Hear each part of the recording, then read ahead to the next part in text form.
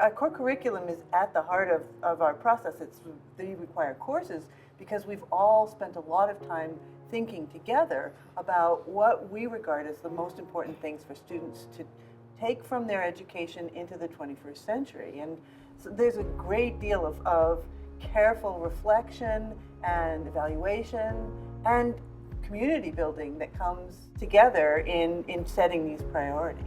I think one of the most important things about the core is it is a common enterprise that we do together. That affects, I think, the whole campus at Colgate. One of the most extraordinary things I find about Colgate is the extraordinary energy of this place. Our students are very energetic. I think the faculty is very energetic.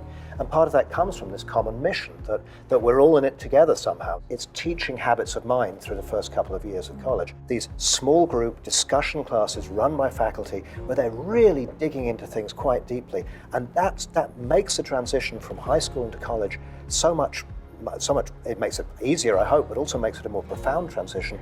Life is going to keep throwing you things that make you get lost. And no matter how passionate you are about your career or your discipline, you're never going to use just the tools of that for dealing with what has made you lost. And all the components of the core make you approach these huge questions and problems from multiple directions in a really messy way that's honest about the messiness of the world that you're thinking about. One of the things the core does is it opens up that for you. It shows you all these different questions, these different things that you never knew were there.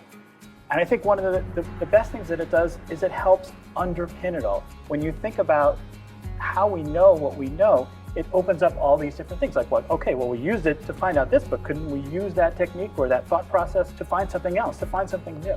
I do think there's something about the core that has a kind of deferred gratification about it.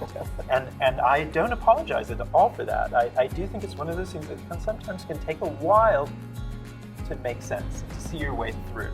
There's a danger that to think of the core as something that's old. It's not old at all. It's 1 year old every year. Right. We reinvent it every time. We're always arguing about it and coming up with new ways of approaching it. So I think some of that moving forward is moving laterally, to sort of think, how can I move this way with my knowledge? How can I move this way? How does that increase in overall progress towards something?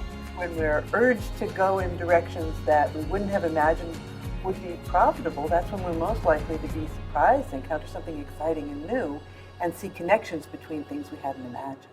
And I still think that's what the liberal arts do if they're done right. And the core gets our students there. It opens up the whole array of things, and it prevents them from becoming narrowly disciplinary very early on, which doesn't make you a full citizen of the world.